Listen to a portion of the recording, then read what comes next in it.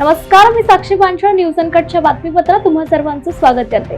सविस्तर बातम्यांचा आढावा घेणारच आहोत, पण त्याआधी नजर टाकूयात काही महत्त्वाच्या हेडलाईन्सवर. गौतम अदानींनी घेतली सीएम देवेंद्र फडणवीस यांची भेट. दोघांमध्ये 1.5 तास चर्चा. सगळं मोफत वाटण्यापेक्षा रोजगाराच्या संधी निर्माण करा. मोफत लाभाच्या योजनांवर सुप्रीम कोर्टाचं परखड मत. इंडिया आघाडीचा राज्यसभा अध्यक्ष धनखड यांच्या विरुद्ध अविश्वास प्रस्ताव.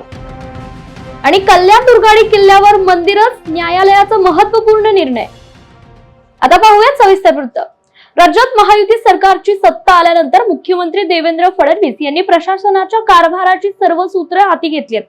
त्यांच्या सोबतच उपमुख्यमंत्री एकनाथ शिंदे आणि अजित पवार हे दोघेही आपापल्या कामाला लागलेत. अशातच आज मुंबईत एक महत्त्वाची घडामोड घडली आहे. उद्योगपती गौतम अदानी यांनी आज मुख्यमंत्री देवेंद्र फडणवीस यांची भेट घेतली आहे. या भेटीमुळे आता राजकीय वर्तुळात चर्चांना उधाण आलंय. सुप्रीम कोर्टानं सरकारकडून दिल्या जाणाऱ्या मोफत सुविधांवर आता प्रश्न विचारलाय. या योजनांचा मोफत लाभ कधीपर्यंत दिले जाणार आहेत? कोरोना महामारीनंतर मोफत रेशन दिला जाणाऱ्या स्थलांतरित मजुरांसाठी रोजगाराच्या संधी निर्माण केल्या पाहिजेत. कोर्टात केंद्र सरकारने सांगितलं की 81 कोटी लोकांना राष्ट्रीय खाद्य सुरक्षा कायद्यानुसार मोफत किंवा अनुदानावर रेशन दिलं जातं. यावर आता न्यायमूर्ती सूर्यकांत आणि न्यायमूर्ती मनमोहन यांच्या खंडपीठाने मत व्यक्त केलंय. निवडणुकीविरोधात काम केलं आणि आता भाजप नेत्याचे पाय धरतायत. ही डबल ढोलकी आता चालणार नाही. रणजित सिंग मोहिते पाटील, थोडी जरी लाज शिल्लक असेल तर राजीनामा द्या, कारण तुम्ही भाजप विरोधात काम केलं. गद्दारांना माफी नको हे आता फडणवीस साहेबांना सांगा. आमच्या कार्यकर्त्यांना धमकवल्यास त्यांना आम्ही सोडणार नाही अशी धमकीच भाजपच्या राम सातपुतेंनी मार्कडवाडीमध्ये सभेत दिली आहे. मोहिते पाटलांना वर्षभरात जेलमध्ये टाकू असं म्हणत राम सातपुते यांनी मार्कडवाडीतील आतापर्यंत सर्वात आक्रमक भाषण केलंय. बांगलादेशमधील हिंदूंवर होत असलेल्या अत्याचाराविरोधात आज कोल्हापुरात सकल हिंदू समाज आक्रमक झाल्याचं पाहायला मिळालं. जिल्हाधिकारी कार्यालयासमोर ठिय्या आंदोलन करत हिंदू समाजाच्या वतीने जोरदार निदर्शनं करण्यात आली आहेत. यावेळी इस्कॉन समूहातर्फे भजनाचं सादरीकरण करण्यात आलं. केंद्र सरकारने हस्तक्षेप करून बांगलादेशमधील हिंदूंवर अत्याचार थांबवावेत अशी मागणी शिवसेनेचे नेते सत्यजित कदम यांनी यावेळी केली आहे. देसाई, हिंदू एकता आंदोलन जिल्हाध्यक्ष कोल्हापूर.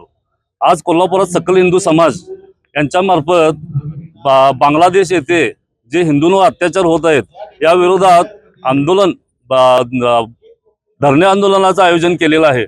या आंदोलनात सर्व हिंदू समाज सहभागी झालेला आहे. या असंच आंदोलन जर हिंदूंवर अत्याचार चालू राहिले बांगलादेशात तर याचे पडसाद भारतात आणि कोल्हापुरात सुद्धा उमटतील याची सरकारनं नोंद घ्यायची आहे. आज मानवाधिकार दिन आहे. या दिवसाचं औचित्य साधून सर्व हिंदू रस्त्यावर उतरलेले आहेत. सकल हिंदू समाज महाराष्ट्र आज कोल्हापुरात सुद्धा हे आंदोलन करत आहे. ठिकठिकाणी तहसीलदारांना निवेदन दिलं जात आहे. आज कोल्हापुरात जिल्हाधिकाऱ्यांना निवेदन देत आहोत. जर हिंदूंवरचे हल्ले बंद झाले नाहीत बांगलादेशात तर आम्ही भारत देशात, महाराष्ट्रात आणि कोल्हापुरात उग्र आंदोलन करणार आहोत. याची नोंद सरकारने घ्यावी. भारत सरकारने बांगलादेश सरकारशी बोलणी करून त्यांना भाग पाडावे. गौतम अदानी विरोधात भारतीय कम्युनिस्ट पक्षाने अमरावतीत आता आंदोलन केलंय. अमेरिकेमध्ये आर्थिक घोटाळ्याबाबत आरोपपत्र दाखल झालेल्या गौतम अदानी आणि सागर अदानी यांना अटक करा. ईव्हीएम मशीन बंद करून बॅलेट पेपरवर मतदान घ्या. मणिपूर हिंसाचार रोखण्यात अपयश आल्याने मणिपूरचे मुख्यमंत्री वीरेंद्र सिंग यांचा त्वरित राजीनामा घ्या. यासोबतच महागाईला आळा घाला या मागणीसाठी भारतीय कम्युनिस्ट पक्षाने अमरावती जिल्हाधिकारी कार्यालयासमोरच निदर्शनं केली आहेत.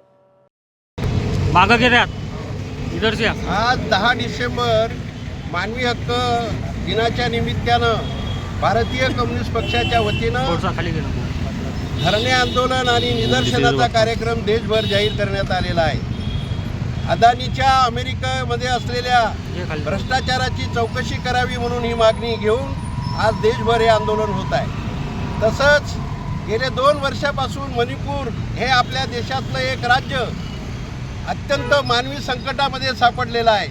तिथल्या मुख्यमंत्र्याला तात्काळ रद्दबातल करून त्या मणिपूरची सुटका करावी, जनतेला न्याय द्यावा.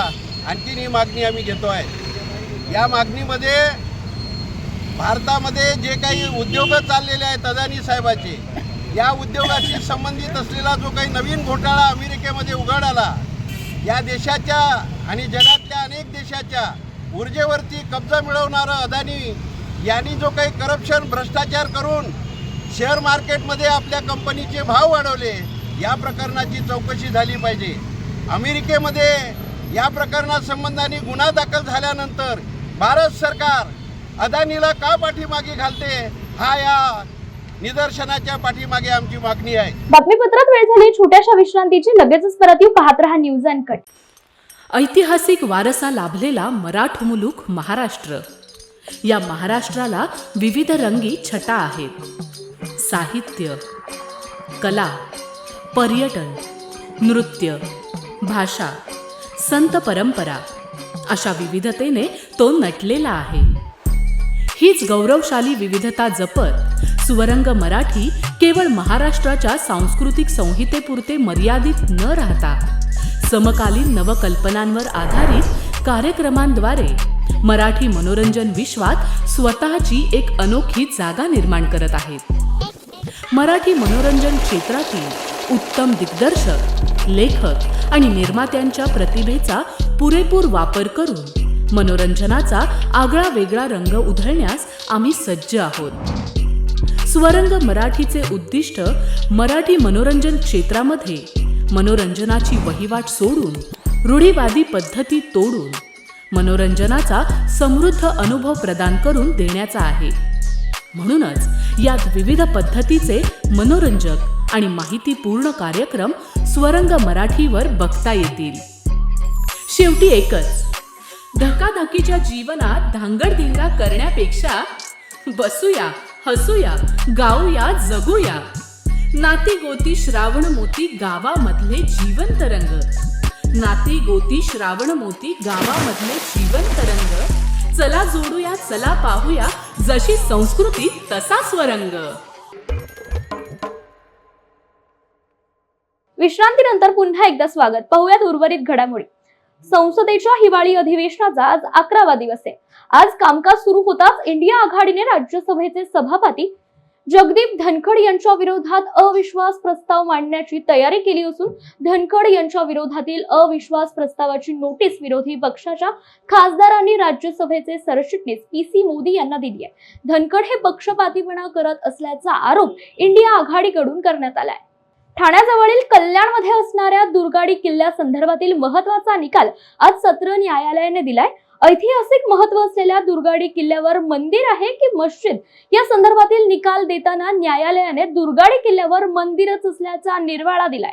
मागील बऱ्याच काळापासून या प्रकरणावर सुनावणी सुरू होती. अखेर या प्रकरणाचा निकाल आज लागलाय. बीडच्या केज तालुक्यातील मस्ताजोग येथील सरपंचपती संतोष देशमुख यांचं काही अज्ञातांनी सोमवारी म्हणजेच काल दुपारी अपहरण केल्याची तक्रार दाखल करण्यात आली होती. त्यानंतर काही तासातच संतोष देशमुख यांचा मृतदेह आढळून आल्याने खळबळ उडाली. अपहरणानंतर त्यांच्या शोधासाठी पोलिसांची 2 पथके रवाना झाली होती. मात्र काही तासातच बोरगाव दहिटणा रस्त्यावर संतोष देशमुख यांचा मृतदेह आढळून आल्याने मस्ताजोग आणि केज तालुक्यात सर्वत्र हळहळ व्यक्त केली जाते. मुंबई पुणे एक्सप्रेसवेवर नवीन बोगद्यात आज पहाटे कंटेनरने समोरील ट्रकला जोरदार धडक दिल्याने भीषण अपघात झाला असून या अपघातात कंटेनर चालक जखमी झालाय.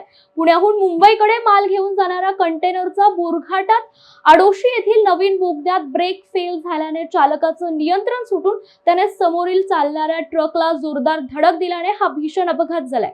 या अपघातात कंटेनरच्या केबिन पूर्णपणे दबल्याने चालक अडकला होता. त्याला तात्काळ बाहेर काढून खोपोली नगरपालिकेच्या रुग्णालयात पुढील उपचारासाठी दाखल करण्यात आले. बातमीपत्रात वेळ झाली छोट्याशा विश्रांतीची. लगेचच परत येऊ. पाहत रहा न्यूज अनकट. ऐतिहासिक वारसा लाभलेला मराठ मुलूक महाराष्ट्र. या महाराष्ट्राला विविध रंगी छटा आहेत. साहित्य, कला, पर्यटन, नृत्य, भाषा, संत परंपरा अशा विविधतेने तो नटलेला आहे. हीच गौरवशाली विविधता जपत सुवरंग मराठी केवळ महाराष्ट्राच्या सांस्कृतिक संहितेपुरते मर्यादित न राहता समकालीन नवकल्पनांवर आधारित कार्यक्रमांद्वारे मराठी मनोरंजन विश्वात स्वतःची एक अनोखी जागा निर्माण करत आहेत. मराठी मनोरंजन क्षेत्रातील उत्तम दिग्दर्शक, लेखक आणि निर्मात्यांच्या प्रतिभेचा पुरेपूर वापर करून मनोरंजनाचा आगळा वेगळा रंग उधळण्यास आम्ही सज्ज आहोत। स्वरंग मराठीचे उद्दिष्ट मराठी मनोरंजन क्षेत्रामध्ये मनोरंजनाची वहिवाट सोडून, रूढीवादी पद्धती तोडून मनोरंजनाचा समृद्ध अनुभव प्रदान करून देण्याचा आहे। म्हणूनच यात विविध पद्धतीचे मनोरंजक आणि माहितीपूर्ण कार्यक्रम स्वरंग मराठीवर बघता येतील। शेवटी एकच, धकाधकीच्या जीवनात धांगडधिंगा करण्यापेक्षा बसूया, हसूया, गाऊया, जगूया। नाती गोती श्रावण मोती गावामधले जीवंत रंग, नाती गोती श्रावण मोती गावामधले जीवंत रंग। चला जोडूया, चला पाहूया, जशी संस्कृती तसा स्वरंग। विश्रांतीनंतर पुन्हा एकदा स्वागत। पाहूयात पुढील बातमीपत्र। भंडारा जिल्ह्यात मागील काही दिवसांपासून अपघाताच्या संख्येत मोठ्या प्रमाणात वाढ झाली आहे। सदर अपघाताचं कारण अवैध जड वाहतूक आणि भरधाव वेग असल्याचं स्पष्ट दिसत असलं तरी वाहतूक विभाग आणि पोलीस प्रशासन याकडे जाणीवपूर्वक दुर्लक्ष करत असल्याचं पाहायला मिळतंय। मात्र याचा नाहक त्रास नागरिकांना सहन करावा लागत असून अरुंद रस्ते आणि धूळ अनेकांच्या अपघाताला कारणीभूत ठरताना दिसून येते। प्रशासनाच्या वतीने यावर उपाययोजना करण्याची मागणी नागरिकांकडून होताना दिसते। जालन्याच्या जामवाडी शिवारात अवैधरित्या जनावरांची वाहतूक करणारे पिकअप वाहन तालुका पोलिसांनी पकडलं असून या प्रकरणी पोलिसांनी गाडी चालकास ताब्यात घेतलंय। मिळालेल्या गुप्त माहितीवरून पोलिसांनी जामवाडी शिवारात सापळा लावून गाडी चालकास ताब्यात घेत पिकअप वाहनाची तपासणी केली असता त्यामध्ये 5 बैल अवैधरित्या वाहतूक करताना पोलिसांना आढळून आले। या प्रकरणी तालुका जालना पोलीस ठाण्यात गुन्हा दाखल करण्यात आला असून पुढील तपास पोलीस करतायत। रविवारपासून नाशिक जिल्ह्यातील तापमानात घट झाली असून नांदगाव तालुक्यातील जनता आता गारठली आहे। दरम्यान कडाक्याच्या थंडीमुळे जनजीवनावर देखील परिणाम होताना दिसत आहेत। थंडीपासून बचावासाठी शेकोटा पेटवला जात आहे। नाशिक जिल्ह्यात तापमान 9 अंशाच्या खाली आलं असून याचा फळबागांना मोठा फटका बसण्याची शक्यता असल्याने शेतकरी आता चिंतेत आहेत। या बातमीसह वेळ झाली बातमीपत्रात इथेच थांबायची। पाहत रहा न्यूज अनकट।